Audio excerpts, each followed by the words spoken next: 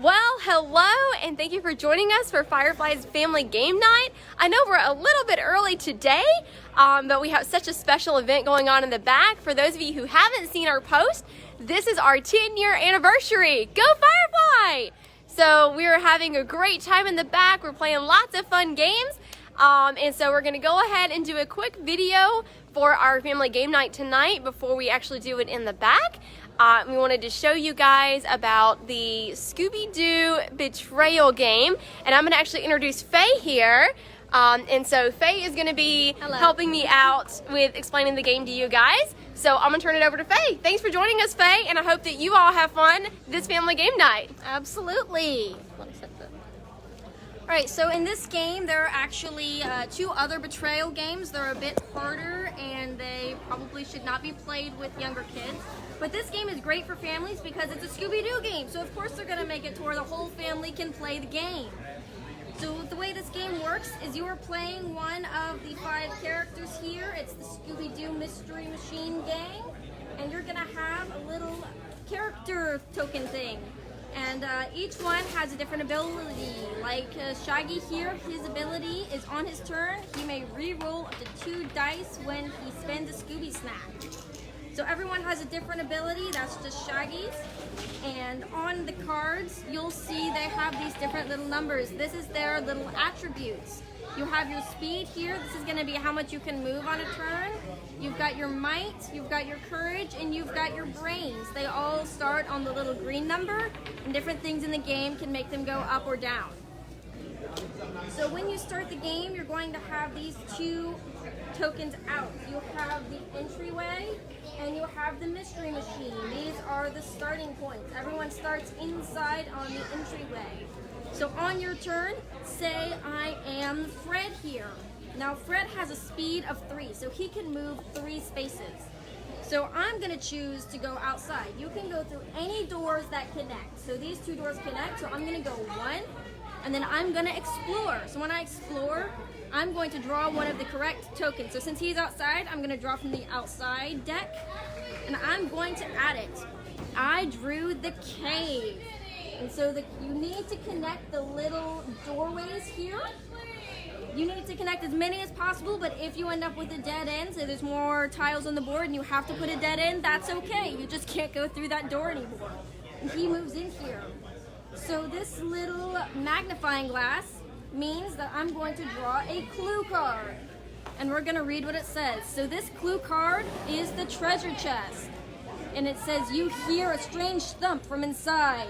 When you draw this from the clue deck, immediately draw an item card and see what's inside the treasure chest.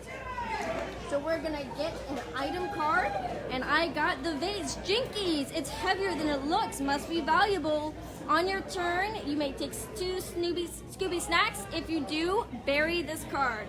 So when I use this card, I can I get to gain 2 Scooby snacks. Now to bury a card, it's very simple. It's basically when you use the card. In most games, you put a discard pile, but in this game, you're just gonna put it on the bottom of the deck. So this is now Fred's card. Now if you'll notice, this card says make a haunt roll. You make a haunt roll whenever you draw a clue card. So the way a haunt roll works is very simple. We have all of these dice here, and they have either 0, 1, or 2 dots on each side. When you make a haunt roll, you're going to take not all the dice, you're going to take 6 of these dice, you're going to roll them. And if you roll less than the number of clue cards, then the haunt is going to start. But we only have 1 clue card out right now, and I definitely rolled more than 0, so the haunt does not start. When the haunt does eventually start, you're going to look at whichever scene you are playing. And so in this one, if say we had drawn the treasure chest, it's going to tell you which haunt you're going to go to. And it is in this book, The Secrets of Survival book. So we are going to haunt 4, which is right here. The beast awakes at the bottomless lake. So now whoever is playing Shaggy is going to read this bit of text, and it's going to tell you how to set up the haunt. Sometimes you'll get to use these tokens, like in this one you get to use this token, the werebeast, and the puddles. You also get to use the treasure tokens.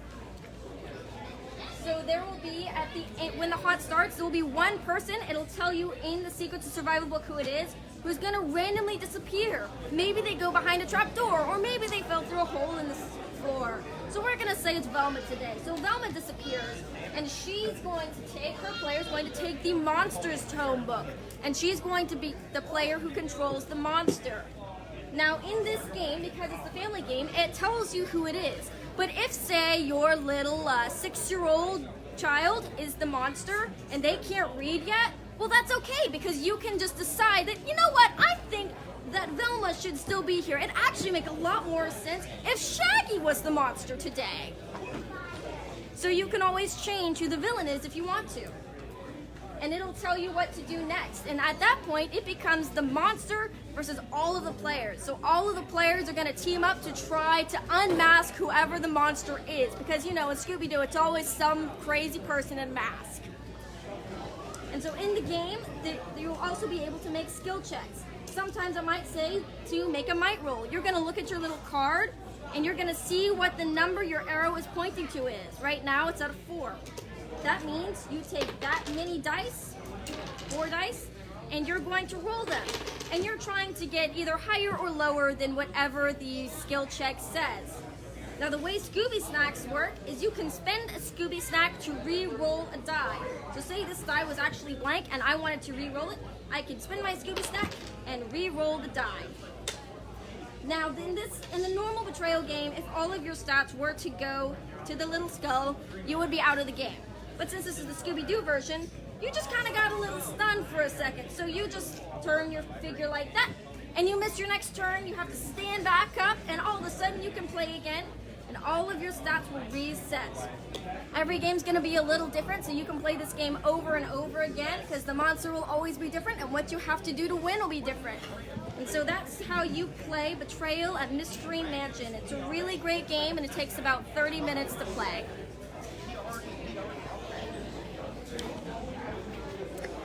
Well, thank you, Miss Faye, for joining us and for showing us about Scooby-Doo Betrayal at Mystery Mansion.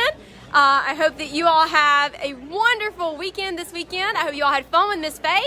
And I look forward to being able to see you guys soon. Miss Faye's actually going to help us out for the next couple of family game nights. So you'll start seeing either me, Emily, or Miss Faye for our family game nights here at Firefly. So I hope that you all enjoyed, and we look forward to seeing you next Saturday at 5 p.m. for our next Firefly Family Game Night. Have a great weekend. Bye!